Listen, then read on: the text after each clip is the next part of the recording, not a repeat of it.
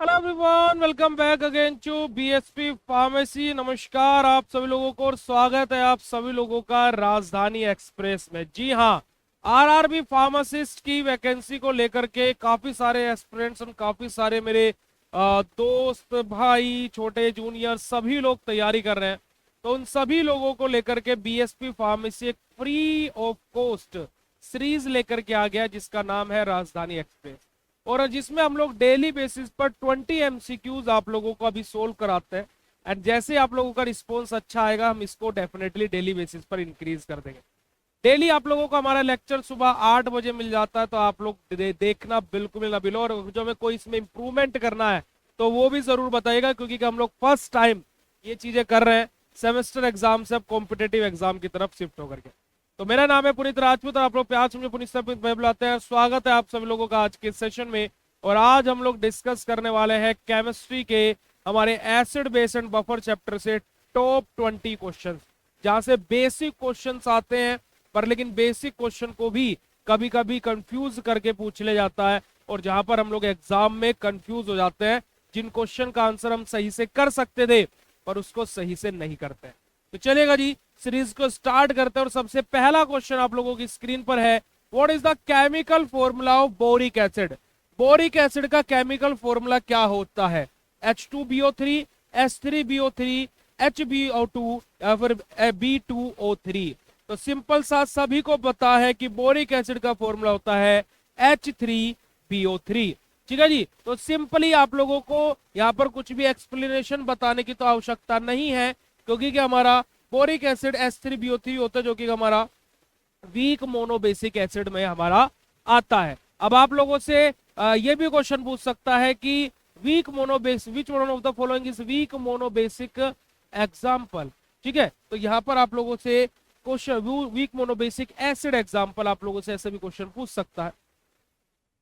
अब यहाँ पर आप लोगों से ऐसे भी क्वेश्चन पूछ सकता है कि वीक मोनोबेसिक एसिड का एग्जांपल क्या होता है।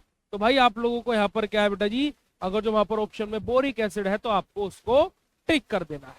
अगला क्वेश्चन, नेक्स्ट क्वेश्चन आप लोगों की स्क्रीन पर है कि nature of boric acid is. अभी हम लोगों ने पढ़ा बोरिक एसिड का नेचर कैसा होता है, अभी हमने आपको जस्ट बताया था और वहीं से क्वेश्चन भी हमारा आ गया है। स्ट्रॉन्ग एसिड होता है, वीक एसिड होता है, स्ट्रॉन्ग बेस होता है, फिर न्यूट्रल होता है। तो आप लोगों को पिछले ही क्वेश्चन के एक्सप्लेनेशन से इस क्वेश्चन का भी आंसर मिल जाएगा कि जो बोरिक एसिड होता है वो हमारा क्या होता है, वीक मोनोबेसिक एसिड होता है। यानी कि हमारा क्या होता है, ये वीक एसिड होता है प्यारे बच्चों। तो यहाँ पर अगर जो आप लोग देखोगे तो boric acid weak acid use as an antiseptic, है ना, use an antiseptic and in eye wash. हमारा क्या है, एंटीसेप्टिक के तौर पर यूज किया जाता है। कहां पर बेटा जी, आई वॉश के अंदर। अगला क्वेश्चन हमारा, pH of 1 mole hydrochloric acid solution is approximately. कि अगर जो हम लोग 1 मोल हाइड्रोक्लोरिक एसिड के सॉल्यूशन के पीएच की बात करें तो वो अप्रोक्स कितना होगा। अब देखिए, हाइड्रोक्लोरिक एसिड जो कि स्ट्रॉन्ग एसिड होता है। अब इन सब में से अगर जो आप देखोगे तो इस क्वेश्चन का आंसर हमें नहीं पता, मान लीजिए। ठीक है जी, तो अगर जो अब हम लोग यहाँ पर इस क्वेश्चन के ऑप्शन को देखें तो यहाँ पर अगर जो आप लोग देखोगे तो ऑप्शन में हमारा दिया हुआ है 1, ऑप्शन में हमारा दिया हुआ है 0, 7 और 14। अब देखो 7 पीएच होता है न्यूट्रल का, 14 पीएच होता है बेटा जी बेस का। अब यानी कि इन दोनों आंसर को तो हम लोग कर देंगे कट, यानी कि इन दोनों में से कुछ होगा ही नहीं। अब पीएच बचा 0 और 1, और अगर जो मैं 1 मोल हाइड्रोक्लोरिक एसिड के सॉल्यूशन के पीएच की बात करूं तो अप्रोक्सीमेटली जो हमारा पीएच होता है वो बेटा जी किसके अप्रोक्स होता है, 0 के अप्रोक्स होता है। किसके अप्रोक्स होता है प्यारे बच्चों, 0 के अप्रोक्स होता है। यहाँ पर अगर जो आप एक्सप्लेनेशन में देखेंगे तो बेटा जी देखेगा HCl is a strong acid, so 1 mole solution has the pH near 0। Okay जी, चलिएगा आगे मूव करते हैं। आगे बात करते हैं अगला question, hydrochloric acid is use in the pharmacy as. अब देखिए HCl जो हमारा हाइड्रोक्लोरिक एसिड है वो कैसे यूज होता है फार्मेसी में, एंटासिड के तौर पर, एसिडिफायर के तौर पर, प्रिजर्वेटिव के तौर पर, या फिर बफर के तौर पर।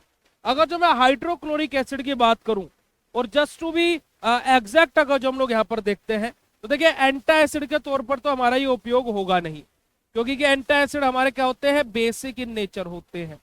और हमारा जो बेटा जी क्या है, जो HCl है वो एसिडिक इन नेचर है भाई, तो यानी कि एंटासिड तो होगा ही नहीं, है ना। एसिडिफायर जो कि हमारे एसिडिक इन नेचर होते हैं, यहां पर हमें लग रही है संभावना कि HCl हो सकता है।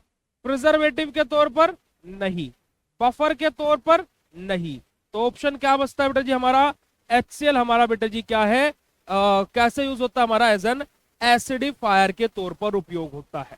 क्योंकि बफर में अगर जो मैं बात करूं कि भैया प्रिजर्वेटिव तो चलो समझ गए, पर बफर में आपने क्यों काट दिया, बफर में तो यूज हो सकता है, पर बेटा जी वहां पर अगर जो आप लोग देखोगे acidic buffer, weak base and it's conjugated salt, तो वहां पर वीक एसिड और वीक बेस का उपयोग किया जाता है।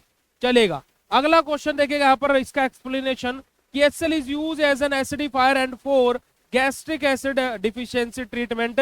जब हमें एक क्लोरोहाइड्रिया की कंडीशन हो जाती है ना प्यारे बच्चों, यानी कि हाइपोक्लोरोहाइड्रिया की कंडीशन हो जाती है, जब हमारे स्टमक में HCl का प्रोडक्शन डिक्रीज हो जाता है, तो इन दैट कंडीशन हम लोग बाहर से एसिडिफायर देते हैं जो एसिड में फायर लगा दे, यानी कि एसिडिक नेचर ड्रग देते हैं, ताकि कि हमारा HCl का प्रोडक्शन वापस से नॉर्मल हो सके और हमारी क्या है जो पाचन क्रिया है वो क्या है नॉर्मल चल सके। ठीक है जी, चलेगा। B pharma first semester inorganic chemistry में ये पढ़ाया जाता है। चलेगा, आगे बात करते हैं अगला question. Aluminium hydroxide is, what is the formula of aluminium hydroxide. Aluminium hydroxide का फॉर्मूला क्या होता है, NH4OH, NH3OH, NH4 2O या फिर NH2OH। अब देखिए अमोनियम हाइड्रोक्साइड की बात करें तो अमोनिया की जब रिएक्शन हम लोग वाटर के साथ में कराते हैं, तो यहां से जो हम लोग रिजल्टिंग प्रोडक्ट पाते हैं वही तो हमारा अमोनियम हाइड्रोक्साइड कहलाते हैं। तो भाई NH4OH यानी कि option number A is the correct answer of this question. अगर जो आप लोग यहाँ पर देखेंगे तो पहला ही ऑप्शन हम लोगों का बिल्कुल करेक्ट रहने वाला है। तो देखिएगा अमोनियम हाइड्रोक्साइड का फॉर्मूला क्या होता है बेटा जी, NH4OH, जो कि हमारा वीक बेस होता है। चलेगा जी, आगे बात करते हैं अगले क्वेश्चन की तरफ। Official concentration of strong ammonium hydroxide solution is. अगर जो हम लोग ऑफिशियल कंसंट्रेशन की बात करें किसके बेटा जी, अमोनियम हाइड्रोक्साइड के सॉल्यूशन की, तो बेटा जी वो कितने परसेंट होते हैं हमारी, 10%, 20%, 25% या 40%। तो बेटा जी आप लोगों को अगर जो बात की जाए तो official concentration of strong ammonium hydroxide solution का हमारी कितनी होती है बेटा जी, 25% होती है। अगर जो आप लोग यहाँ पर एक्सप्लेनेशन में देखेगा तो strong ammonium hydroxide 25% weight by volume solution हमारा कंटेन किया जाता है। ठीक है जी, चलेगा, आगे मूव करते हैं। आगे बात करते हैं हमारा common name of calcium hydroxide is, कि कैल्शियम हाइड्रोक्साइड का कॉमन नेम क्या होता है, quick lime, slaked lime, soda lime या फिर लाइम वाटर। और अगर जो मैं बात करूं कैल्शियम हाइड्रोक्साइड को हम लोग बेटा जी क्या है हमारे स्लेक्ड लाइम के नाम से जानते हैं। किस नाम से जानते हैं, स्लेक्ड लाइम के नाम से। जरा यहाँ पर अगर जो आप लोग देखेंगे तो हमारा स्लेक्ड लाइम ही इसका करेक्ट आंसर है। चलेगा जी, अगर जो देखेगा यहाँ पर तो कैल्शियम हाइड्रोक्साइड यानी कि CaOH का whole twice is also known as slaked lime. आगे बात कल से calcium hydroxide is use as. अब कैल्शियम हाइड्रोक्साइड जो बेटा जी हमारा है वो कैसे यूज किया जाता है। अब देखिए कैल्शियम हाइड्रोक्साइड जो कि हमारा बेटा जी B pharma first semester inorganic chemistry unit number 3, जहां पर हमारे गैस्ट्रोइंटेस्टाइनल एजेंट दिए हुए हैं, जहां पर हम लोग एसिडिफायर, एंटी एसिड, कैथार्टिक्स और एंटी माइक्रोबियल के बारे में बात करते हैं। तो उसका जो सेकंड टॉपिक आपका एंटी एसिड दिया हुआ है, उसका जो टाइप होता है सिस्टमिक और नॉन सिस्टमिक एंटी एसिड, तो उसके नॉन सिस्टमिक एंटी एसिड का पहला ही एग्जांपल है कैल्शियम हाइड्रोक्साइड। तो जो हमारा कैल्शियम हाइड्रोक्साइड है प्यारे बच्चों वो एज एन एंटी एसिड के तौर पर उपयोग होता है, ना ही लग्जेटिव के तौर पर, ना ही एंटीसेप्टिक के तौर पर, ना ही एनालॉग्स के तौर पर। तो जो कैल्शियम हाइड्रोक्साइड है वो एज एन एंटी एसिड के तौर पर उपयोग किया जाता है। आगे बात करते हैं nature of sodium hydroxide is. भाई NaOH यानी कि सोडियम हाइड्रोक्साइड का नेचर कैसा होता है, weak acid, strong base, weak base या फिर न्यूट्रल। तो भाई पहली बात तो ये कि सोडियम हाइड्रोक्साइड एसिड होता ही नहीं है, तो एसिड वाला न्यूट्रल भी नहीं होता है, बेस होता है। और कैसा बेस होता है, स्ट्रॉन्ग बेस होता है जी। कैसा बेस होता है प्यारे बच्चों, स्ट्रॉन्ग बेस होता है। तो सोडियम हाइड्रोक्साइड यानी कि NaOH हमारा क्या बेटा जी, स्ट्रॉन्ग एल्कली हमारा ये होता है। नेक्स्ट क्वेश्चन, क्वेश्चन नंबर 10 हमारा, sodium hydroxide is mainly use in pharmacy as. Sodium hydroxide को फार्मेसी में कैसे उपयोग किया जाता है? बफर के तौर पर, एनालिटिकल रिएजेंट के तौर पर, एंटा एसिड के तौर पर, या फिर प्रिजर्वेटिव के तौर पर।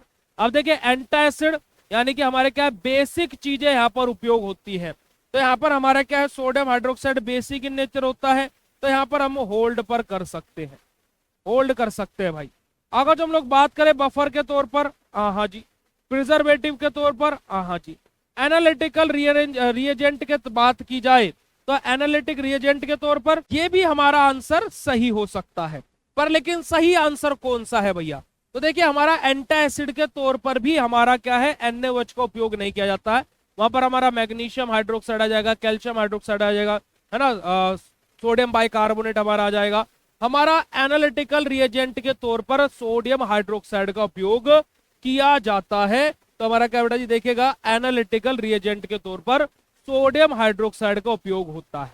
चलिएगा जी, आगे बात करते हैं क्या है, एल्केमेट्री टाइट्रेशन के अंदर हम लोग इसका उपयोग करते हैं। Question number 11, which is an official buffer system? हमारा इनमें से कौन सा हमारा क्या है बेटा जी ऑफिशियल बफर सिस्टम है? क्या HCl और NaOH ऑफिशियल बफर सिस्टम है? बोरिक एसिड और NaOH ऑफिशियल बफर सिस्टम है? सल्फ्यूरिक एसिड और सोडियम सल्फेट हमारा ऑफिशियल बफर सिस्टम है? या फिर एसिटिक एसिड और सोडियम एसिटेट्स ऑफिशियल बफर सिस्टम है? तो अगर जो मैं यहाँ पर बात करूं तो एसिडिक बफर का एग्जांपल होता है वीक एसिड और उसका कॉन्जुगेटेड साल्ट। तो ना ही ये उसको सेटिस्फाई करता है, ना ही ये सेटिस्फाई करता है, ना ही ये सेटिस्फाई करता है।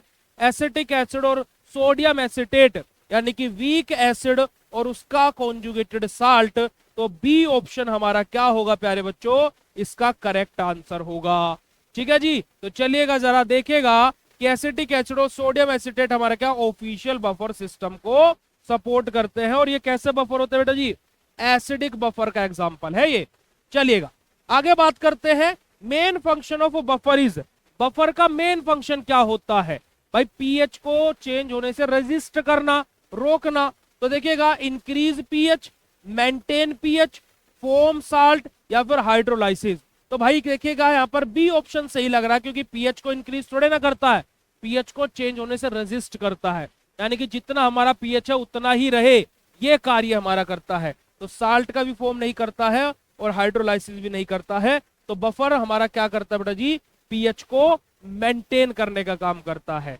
ठीक है जी, तो देखिएगा जरा, बफर मेंटेन कांस्टेंट पीएच। तो डेफिनेशन ही हमारी ये होती है कि हमारा क्या है, buffer solution are that type of solution which resist change in the pH of the our solution। चलिएगा जी, नेक्स्ट क्वेश्चन की तरफ मूव करते हैं और आगे बात करते हैं क्वेश्चन नंबर 13 के बारे में, pH range of phosphate buffer system. कि फॉस्फेट बफर सिस्टम की पीएच रेंज कितनी होती है? तो देखिए फॉस्फेट बफर सिस्टम जिसकी पीएच रेंज 2 से 4 ऑप्शन में दी हुई है, 5.8 से 8 दी हुई है, 8 से 10 दी हुई है और 1 से 2 दी हुई है।